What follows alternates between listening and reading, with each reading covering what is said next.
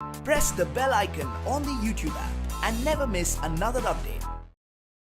वसई विरार महापालिकेची लवकरच निवडणूक होणार आहे आणि या वसई विरार महापालिका क्षेत्रातील विकासाचा प्रश्न ऐरणीवर येणार आहे.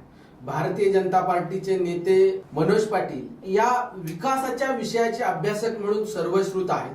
मनोज पाटील समर्थन लाईव्ह मध्ये आज आपल्याकडे उपलब्ध आहे. वसई विरार महापालिका क्षेत्रामध्ये जो काय विकासाचा विषय आहे त्या विषयासंदर्भात सातत्याने बहुजन विकास आघाडीने असे विकासाचे महामेरू नावाचे जे काय ग्रंथ आहेत ते प्रकाशित केलेले आहेत आणि त्या ग्रंथांमध्ये जी काय आश्वासनं बहुजन विकास आघाडीने गेल्या 25 वर्षात दिलेली आहे त्या संदर्भात खरंच विकास झालाय का?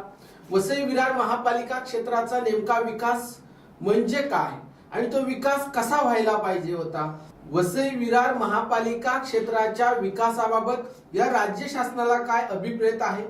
वसईतल्या सुज्ञ नागरिकांना काय अभिप्रेत आहे आणि वसई विरार महापालिका प्रशासनाची नेमकी जबाबदारी काय आहे? या संदर्भात आपण मनोज पाटील यांचं मत ऐकणार आहोत. पाटील साहेब, आपण या वसई विरारच्या विकासाचे एक अभ्यासक आहात. वसई विरारचा नेमका विकास झालाय का आणि महाराष्ट्र शासनाने या वसई विरार उपप्रदेशाची जी काय विकास योजना म्हणजे जो विकास आराखडा प्रकाशित केलाय, घोषित केलाय, तो मंजूर केलाय, त्याचा कार्यकाळ आता या वर्षात संपतोय. त्या विकास आराखड्याचं नेमकं काय झालं? आपण या वसईकरांना काय सांगा? मुळात वसई विकास जो विकास आराखडा आहे तो 2001 ते 2021 साठी मंजूर झालेला होता. 2007 साली राज्य सरकारने तो मंजूर केला. आता जवळ 20 वर्ष आता संपत आलेली आहेत.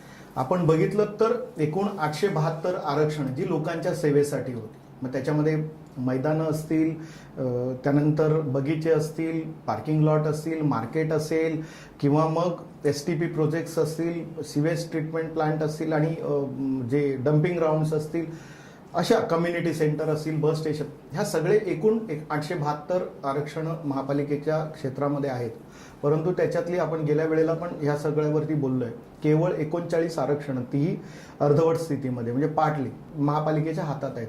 बाकी सगळी आरक्षणं जी आहेत ते आजही महापालिकेच्या हातात नाहीत. त्याच्यातली बहुसंख्य आरक्षणं ही बाधित सुद्धा झालेली आहेत. आता या सगळ्यांवरती एक गंभीर मुद्दा असा आहे की जो लोकल फंडाच्या ऑडिटमध्ये आलेला आहे, कॅगनी सुद्धा त्यांच्या अहवालामध्ये या सगळ्यांवरती एक गंभीर सूचना त्याच्यामध्ये केली किंवा महापालिकेकडे मागणी केलेली आहे की राज्य सरकारने 4 मे 2006 साली एक GR काढलाय. तो सगळ्या महापालिकांना तो GR लागू आहे की तुमच्या एकूण खर्चाच्या 20% रक्कम ही त्या विकास आराखड्यामधले असलेल्या आरक्षणांचं विकसित करण्यासाठी म्हणजे मैदानं असतील, हे जे आरक्षण आहेत ती विकसित करण्यासाठी तुम्ही तो निधी वापरलाच पाहिजे. आता लोकल फंडाच्या ऑडिटमध्ये सुद्धा हा मुद्दा आलेला आहे आणि हा मुद्दा अनेक वेळेला आलेला आहे. आता याच्यात तुम्हाला अधिक गंभीर सांगतो की कॅगच्या अहवालामध्ये त्याच्यामध्ये साधारणतः 2016 ते 2021 चे आकडे घेतलेले आहेत. ह्या 3-4 वर्षांमधले एकूण महापालिकेचा जो खर्च आहे तो 2034 कोटी रुपयापेक्षा जास्त आहे आणि कॅगच्या त्या अहवालानुसार त्याच्यापैकी जवळपास 410 कोटी रुपये म्हणजे 20% पकडले तर 410 कोटी रुपये हे ह्या विकास आराखड्यातल्या आरक्षण डेव्हलप करण्यासाठी खर्च होणं गरजेचं होतं. परंतु महापालिकेने केवळ 25 लाख रुपयाची तरतूद 2019 साली केलेली आहे. म्हणजे तुम्ही विचार करा की विकास जी आरक्षण डेव्हलप करायची ती महापालिका ते सत्ताधारी असतील, त्यावेळेचं प्रशासन असेल, हे बिलकुल गंभीर नाहीये. आयुक्तांकडे आता मी स्वतः मागणी केलेली आहे पत्राद्वारे की तुम्ही निदान आता जी काही राहिलेली आरक्षण आहेत, बहुसंख्य आरक्षणं बाधित झालेली आहेत, पण राहिलेली जी आरक्षण आहेत ती तुम्ही ताब्यात घेण्यासाठी प्रयत्न करा आणि त्याच्या जोडीला तो 20%चा GR त्याच्यात इम्प्लिमेंट करा म्हणजे किमान लोकांना काही सुविधा मिळू शकतील. आता दुसरा मुद्दा असा आहे की त्याच्यामध्ये अजून एक MRTPचं 124J कलम जे आहे त्याच्यानुसार जो डेव्हलपमेंट फंड गोळा केला जातो म्हणजे तुम्ही बिल्डरांकडून जो विकास निधी घेता तो विकास निधी सर्व विकास निधी हा या आरक्षणांवरती आरक्षण डेव्हलप करण्यामध्ये, आरक्षण विकसित करण्यामध्येच खर्च केला पाहिजे. परंतु दुर्दैवाने, खेदाने महापालिकेने अशा पद्धतीचा जो फंड गोळा केला तो सगळीकडे इतरत्र वाटून किंवा इतरत्र खर्च केला. ज्या कारणासाठी तो डेव्हलपमेंट फंड गोळा केला जातो त्या कारणासाठी तो वापरला नाही आणि ऑडिटमध्ये वारंवार हे मुद्दे येऊन सुद्धा त्यावेळेचं जे प्रशासन होतं त्या प्रशासनाने सत्ताधाऱ्यांच्या दबावाला बळी पडून कुठलंही ह्या ऑडिटच्या अहवालावरती किंवा त्याच्यातले जे ताशेरे होते त्याच्यावरती दुर्लक्ष केलं.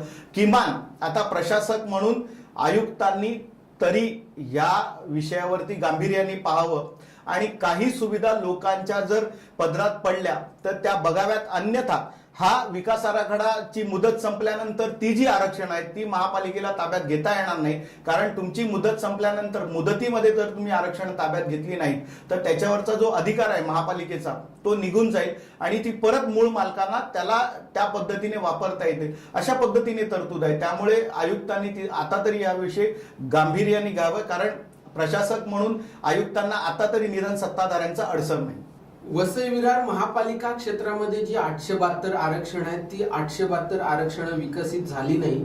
विकसित करण्याची नेमकी भूमिका वसई विरार महापालिका प्रशासनाची आणि सत्ताधारी पक्षाची काय होती, असायला हवी होती, याचं तपशीलवार विश्लेषण या ठिकाणी मनोज पाटील यांनी केलेलं आहे. वसई विरार महापालिकेच्या सत्ताधारी पक्षाने आता सांगितल्याप्रमाणे 25 लाखापेक्षा अधिकची तरतूद या विकास आराखड्यातील आरक्षणाचं विकास करण्यासाठी केलेली नाही. ज्या काय अर्थसंकल्पासंदर्भातल्या सभा झाल्या त्या सभांमध्ये सुद्धा विकास आराखड्यातील आरक्षणांवर यांनी काही भाष्यही केलेलं नाही. बहुजन विकास आघाडी विकास या प्रश्नावर लढत आली आणि वसईकरांना फसवत आली हे चित्र मनोज पाटील यांच्या विश्लेषणातून स्पष्ट होतं. मनोज पाटील पुढच्या भागात घनकचऱ्याच्या प्रकल्पामध्ये कशा प्रकारे शासकीय तिजोरी लुटली गेली याचं तपशीलवार विश्लेषण करणार आहेत आणि ते विश्लेषण पाहण्यासाठी आपण समर्थन लाईव्ह सबस्क्राईब करा आणि मनोज पाटील यांचं घनकचऱ्यात झालेल्या घोटाळ्याचं विश्लेषण सर्वात आधी पहा. धन्यवाद.